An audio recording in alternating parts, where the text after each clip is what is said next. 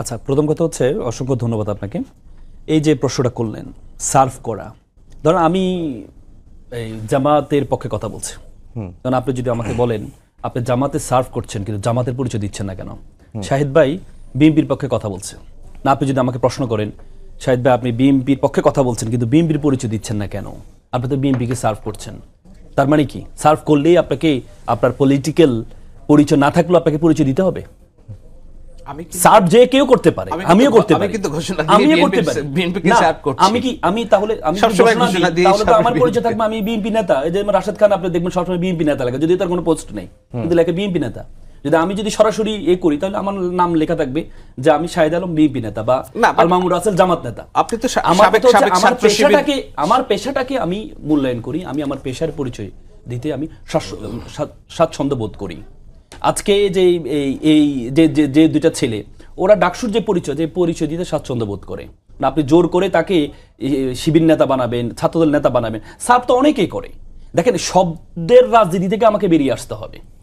শব্দের রাজনীতি 17-18 বছর আওয়ামী লীগ শব্দের রাজনীতি করেছে। আওয়ামী লীগ কাউকে যদি মারার প্রয়োজন হতো তখন তাকে শিবির জামাত ট্যাগ দেওয়া হতো। আওয়ামী লীগ যদি কোন হুজুরকে মারার জন্য প্রয়োজন হতো তখন তাকে জঙ্গি ট্যাগ দেওয়া হতো। আওয়ামী লীগ যদি কাউকে নাজেহাল করার জন্য চেষ্টা হতো তখন তাকে রাজাকার ট্যাগ দেওয়া হতো। ট্যাগ দিয়ে আপনি দেখেন বিশ্বজিতের মতো ছেলেকে শুধুমাত্র শিবির ট্যাগ দিয়ে হত্যা করা বৈধ হয়ে গিয়েছে। তাকে হত্যা করতে হবে, সে বলছে আমি হিন্দু, কত হিন্দু শিবির। তার মানে এই শব্দের রাজনীতি, 17-18 বছর দেখেছি আমরা, কিন্তু আবারও সে শব্দের রাজনীতি শুরু হয়েছে। কিন্তু একটা ছেলে পরিবেশটা নাই, এখন কথা হচ্ছে শিবির, আমি ধরেন শিবির করে আপনি দেখেন প্রত্যেকটা ক্যাম্পাসে এখন যার যত জনশক্তি বেশি, যার যত ম্যান পাওয়ার বেশি, তার আধিপত্য বেশি ধরে। তাহলে একটা শিবির সে কেন শিবির হয়েও সে শিবির পরিচয় দিবে না? আপনি যে হচ্ছে এই যে সাধারণ যারা আছে, যারা পছন্দ, যেমন 5টি ছাত্র সংসদ নির্বাচনে শিবির জয়লাভ করেছে, সাধারণ ছাত্ররা তাদেরকে পছন্দ করে দিয়েছে। এখন সাধারণ যারা পছন্দ করে ভোট দিয়েছে, আপনি যদি বলেন এদেরকে বলেন যে তোরা গুপ্ত শিবির, তাহলে এটা কি জাস্টিস করা হবে নাকি ইনজাস্টিস করা হবে? কারণ পছন্দ তো অনেকেই করতে পারে, পছন্দ তো অনেকে। এখন ছাত্র দলের বিষয়টা হচ্ছে ছাত্র দল চায় তারা যে স্টাইলের রাজনীতি করে শিবিরকে সে স্টাইলের রাজনীতি করতে হবে। কেন রে ভাই? ছাত্র দল হচ্ছে রাজনীতি হচ্ছে ব্যানার নির্ভর। কেউ কখনো নেতাও হয় নাই, কর্মীও হয় না, তারপর লাগে সম্ভাব্য নেতা, সম্ভাব্য কর্মী। কেন? কারণ সে মনে করে ব্যানার রাজনীতিটা আমার জন্য, এটা হচ্ছে আমার পলিটিক্স। কারণ ব্যানার রাজনীতি আপনি দেখবেন যতগুলো ব্যানার পাবেন, পেস্টুন পাবেন, সব কোথায়? বাজারে। কেন বাজারে? আপনি কেন বাজারে? বাজারে ব্যবসায়ীদেরকে বুঝায় যে আমি হচ্ছে ছাত্রদলের নেতা, তোরা যে কোনো প্রবলেম আমার কাছে আসবি, আমার প্রবলেম হলে তোর কাছে যাবো। আপনার যে চাঁদাবাজিগুলো হয় কেন হয় জানেন? এই শুধুমাত্র ব্যানারের কারণে। আপনি ব্যানার রাজনীতিটা বন্ধ করে দেন, দেখবেন 80% চাঁদাবাজি বন্ধ হয়ে যাবে। এখন কথা হচ্ছে আমি ছাত্রদল ব্যানার লাগাবো, শিবিরকেও ব্যানার লাগাইতে হবে কেন? আমি ছাত্রদল ব্যানার লাগাবো, শিবিরকে একই স্টাইল পলিটিক্স কেন করতে হবে? প্রত্যেকের রাজনীতি আলাদা। আপনি দেখেছেন যে চট্টগ্রামে যেটা হয়েছে, চট্টগ্রামে গুপ্ত লেখার কারণে কিন্তু গুপ্ত লেখার কারণে কিন্তু সংঘর্ষ হয় নাই। গুপ্ত লেখার কারণে গুপ্ত যখন লিখেছে, ওই সিটি কলেজের সভাপতি নিজে গুপ্তের সামনে দাঁড়িয়ে ছবি তুলেছে, সে ছবি তুলে সে এটাকে ফেসবুকে দিয়েছে। এটা নিয়ে কোনো রিয়েকশন হয়নি। রিয়েকশনটা হয়েছে যখন শিবিরের বিভিন্ন ব্যানার, আপনি জানেন ওই কলেজটা হচ্ছে ছাত্রদল এবং ছাত্রলীগ অধ্যুষিত কলেজ। সে কলেজে শিবিরের সভাপতি তারা বিভিন্ন পেস্টুন ব্যানার লাগিয়েছে, শিবিরের বিভিন্ন শুভেচ্ছা জানিয়ে ব্যানার লাগিয়েছে, ছবি সম্বলিত না, শুভেচ্ছা জানিয়ে, যে পরীক্ষার্থীদের শুভেচ্ছা জানিয়ে সেই ব্যানারগুলো ছেঁড়া হয়েছে। পরবর্তী তারা গিয়েছে অভিযোগ দেওয়ার জন্য, সে অভিযোগ দিতে গিয়েছে, সেখানে আক্রমণ করা হয়েছে। এখন কথা হচ্ছে শিবির, এরপরে শিবির কেন ডিফেন্স নিয়েছে, শিবির কেন ডিফেন্স নিয়েছে, এই জন্য এখন অপরাধ হয়ে গেছে। তাহলে আপনাকে বুঝতে হবে সেখানে তো গুপ্তের জন্য কোনো হয়নি, গুপ্তের জন্য সংঘর্ষটা তো হয়নি। আপনি দেখেন আজকে যে ঢাকা বিশ্ববিদ্যালয়ে যে ঘটনাটা হয়েছে, ঢাকা বিশ্ববিদ্যালয়ে মাহমুদ একটা ডাকসুর সদস্য ছিল, সে হচ্ছে তার ফেসবুক আইডিটা দিয়ে আমাদের প্রধানমন্ত্রীর মেয়ে জাইমা রহমান নিয়ে একটা বাজে একটা পোস্ট হয়েছে, যে কোনো একটা আইডি থেকে, বট আইডি থেকে। সে আইডিটাকে সেখানে মাহমুদের, আমি আপনাকে স্ক্রিনশটটা আপনাকে দেখাই। স্ক্যানার রিউমার যারা স্ক্যান করে তারা বলেছে এটা ছিল ভুয়া। দেখেন আমি আপনাকে দেখাই, আপনার যদি মিডিয়ার জন্য সুবিধা হয়। দেখেন এডিটেড স্ক্রিনশট যদি দেখার সুযোগ হয়, এডিটেড স্ক্রিনশট মূল পোস্টকারীর এখানে মাহমুদের জায়গাটা মাহমুদকে এখানে বসিয়ে দিয়েছে, কোনো ধরনের তদন্ত ছাড়া মাহমুদকে খোঁজা শুরু করেছে ছাত্রদল মারার জন্য। অথচ তার ফেসবুক আইডিতে এটা নেই, এই পোস্টটা নেই, খোঁজা শুরু হয়েছে।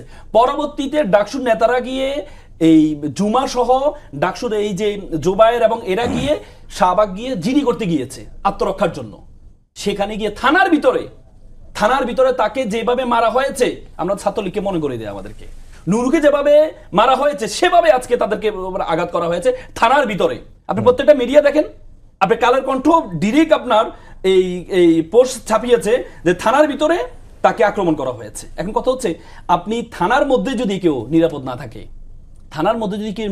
থাকে, এটা তো আমার কাছে কেন যেন মনে হচ্ছে জানেন, প্রথমে যেটা আমি আমাদের সরকারের, বর্তমান সরকারের যে ব্যর্থতাগুলো আছে, এই যেমন জুলাই সনদ, এই যে গণভোট অধ্যাদেশ বাতিল করা, এই যে গ্যাসের সমস্যা, তেলের সমস্যা, এই যে বিদ্যুতের সমস্যা, এগুলো ঢাকতেই ছাত্রদলকে মাঠে নামিয়ে দেওয়া হয়েছে।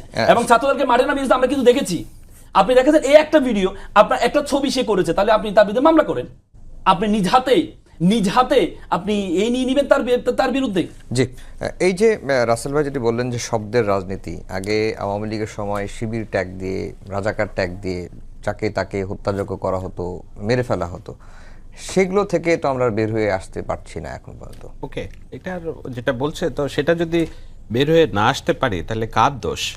একটা হইল যে যেই ধরনের রাজনীতি তারা করছে এটাকে কি বলে আপনার, আমি একটা ছবি আপনাকে দেখা, আমি যে বললাম যে একই জিনিস, এইটার দেখেন ওই হেলমেট ঠিকই আছে, হ্যাঁ, হেলমেট কারা পরতো, কারা পরে কোপাকুপি করতো, হেলমেট এবং এই যে নারায়ে তাকবীর স্লোগান দিয়ে পাবনাতে আক্রমণ হচ্ছে। এখন আপনি আওয়ামী লীগ ছাত্রলীগের কালচার ফিরিয়ে আনবেন, আবার আপনি বলবেন যে নিষ্পাপ সাজবেন, সেটা তো খুবই মানে স্ববিরোধিতা।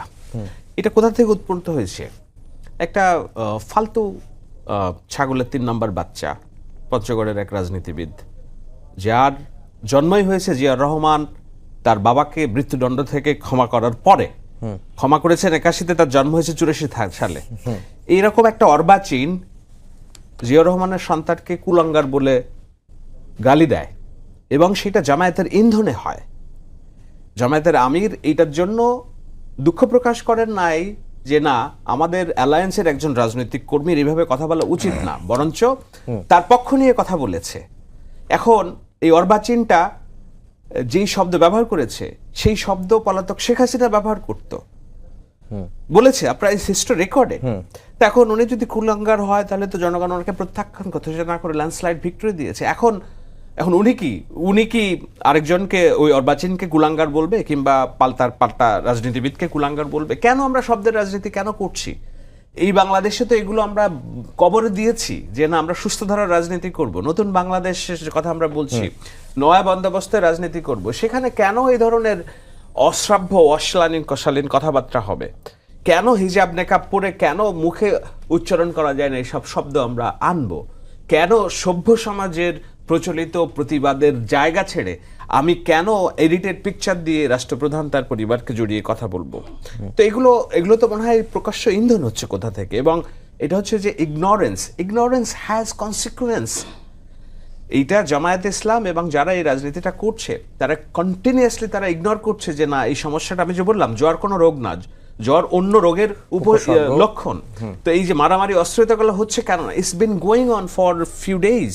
এবং রাষ্ট্রপ্রধান, দুঃখিত, সরকার প্রধানের তরফ থেকে আমরা দেখছি যে এটা অর্থাৎ মিনিমাইজ করার একটা চেষ্টা অব্যাহত আছে। আজকে খুব দেখলাম সংসদে বিরোধী দলীয় নেতাও ওনারা বলেছেন যে আমাদের 5 সদস্যের একটা কমিটি করে দেন, আপনারা করেন, আমরা জ্বালানি সংকট মিলে এই মুখের তিতা আমরা মিশিয়ে ফেলি, বরঞ্চ সুন্দরবনের মধু আমরা প্র্যাকটিস করি।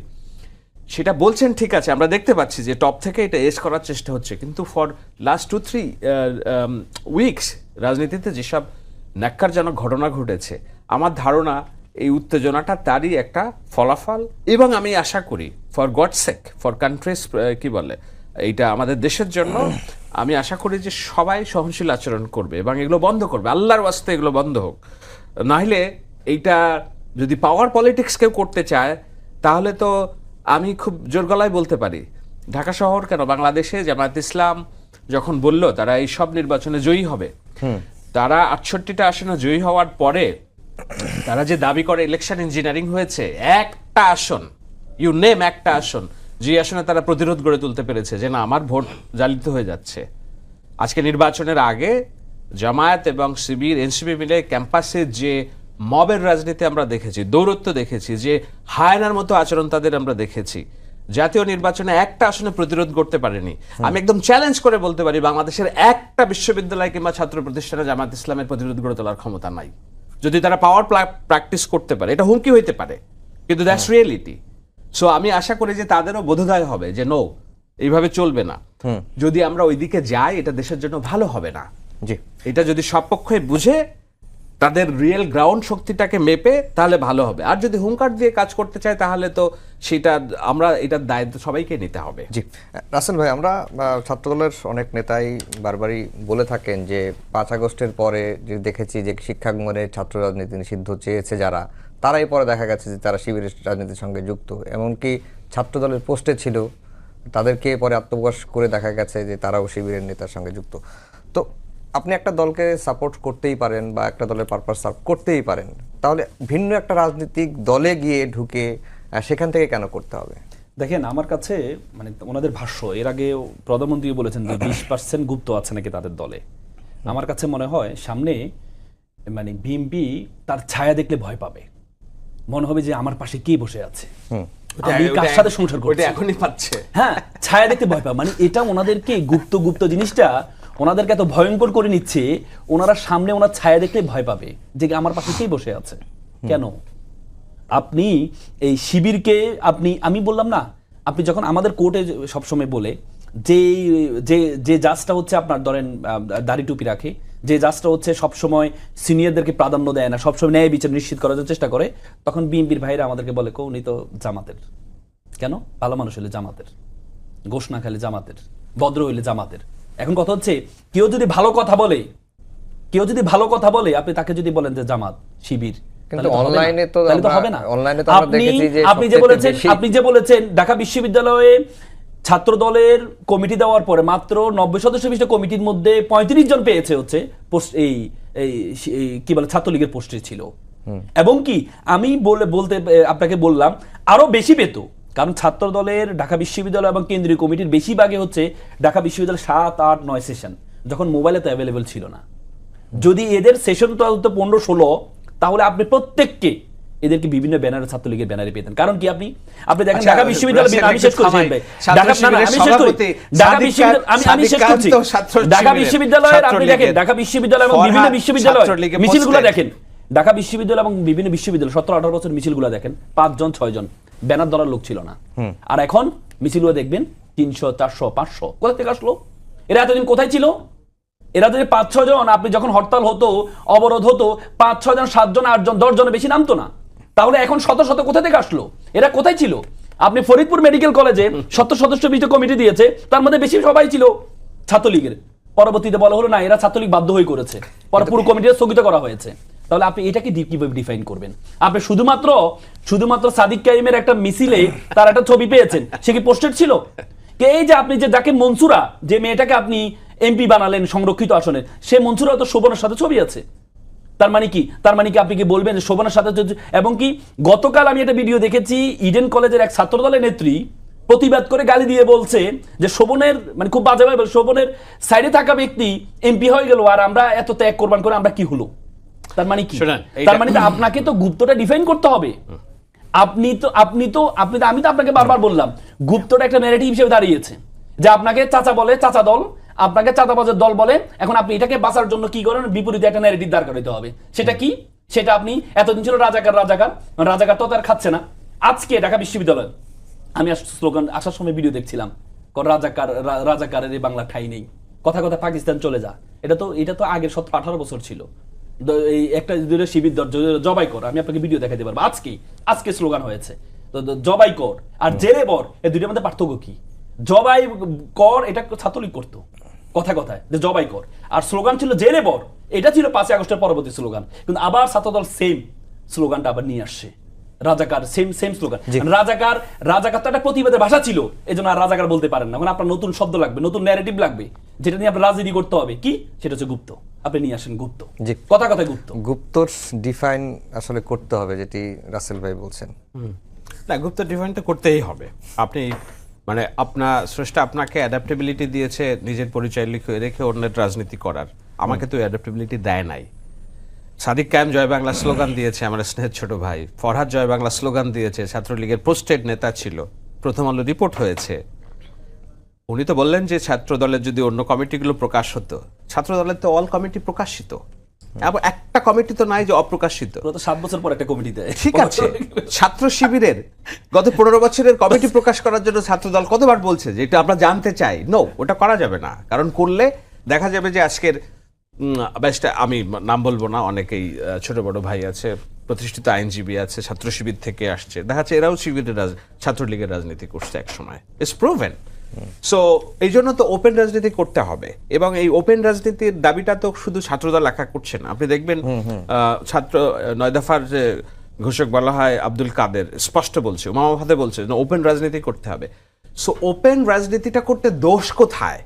নাকি তারা ভাবছে যে তাদের আবারও গুপ্ত হয়ে যেতে হবে, মানে আবারও লুকিয়ে ফেলতে হবে নিজেকে? তো ওই যে বললাম, স্রষ্টা তাদের এমন অ্যাডাপ্টেবিলিটি দিয়েছে যে মুহূর্তের মধ্যে পরিচয়, ওই যে গিরগিটির মধ্যে রং লুকিয়ে ফেলে সে ক্ষমতাসীন জোটের সাথে চলে যায় এবং তার টিকে থাকার লড়াইটা সে শুরু করে। তো এখন তো ওই ভয় নেই, শেখ হাসিনা নেই, কেন আমাকে ওই ভয়টা জিয়ে রেখে আমাকে লুকিয়ে রাখতে হবে? আমি কেন ওপেন হই না? এটা হলো একটা বড় বিষয়। এখন আর একটা বিষয় যেটা হলো, আমি এই আলোচনাটা বেশিক্ষণ থাকতে চাই না, কিন্তু যেটা হলো যে দেখেন, এগুলো বললে ইনজাস্টিস হবে। মনসুরার কথা যেটা বললো, Mansura is one of the fastest character যাকে আমরা দেখছি যে ওপেন ফাইট, যে the war has begun dictator. আপনি দেখান শিবিরের কোন নেতা 5 আগস্টের আগে পরে মানে এইভাবে নিজেকে একবারে স্পষ্টভাবে বলছে যে না, the war has begun dictator? নাই।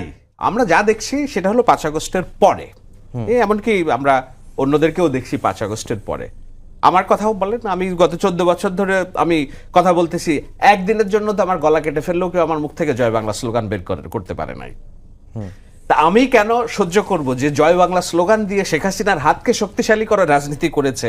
এখন যদি সে বলে যে আমি বিপ্লবের সবচেয়ে বড় স্টক হোল্ডার, এবং আমি যে 15-16 বছর বাইরে থেকে আমি গুলির মুখে, রক্তের মুখে, হামলার মুখে রাজনীতি করলাম, আমি তোমার এই হ্যাডাম কেন মেনে নিব? সো এই জন্যই কথা হচ্ছে যে কিন্তু রাজনীতিতে কৌশল হিসেবে গুপ্ত থাকাটা কি কোনো অপরাধ? যেহেতু রাসেল ভাই বলতেছিলেন যে ছাত্র শিবিরের পরিচয় দিলে তো তাকে তখন মেরে ফেলা হতো। না, এখন আবার মেরে ফেলার রাজনীতি তো আমরা পেছনে ফেলে এসেছি। আপনি বলেন 5 তারিখের পরে একটা রাজনৈতিক সহিংসতায় আমরা প্রাণহানির ঘটনা ঘটেছে কিনা, সেভাবে একটা হিন্দু নির্যাতিত হয়েছে কিনা? বাংলাদেশের সব নির্বাচনের পর তো হিন্দু নির্যাতিত হয়, তাই না? আমরা তো নতুন বাংলাদেশের স্বপ্ন নিয়ে আগাচ্ছি, যে এখানে সহনশীলতা, পারস্পরিক। ঢাকা বিশ্ববিদ্যালয়ের মতো জায়গায় শিবির আমাদের লিডারশিপে বসবে, এটা জীবনে কোনোদিন আমরা কল্পনা করছি না, স্বপ্ন দেখছি। তারা সেটা করছে, তারা তাদের ইচ্ছে মতো চালাচ্ছে সবকিছু, হল দখল হয়েছে, তাই না?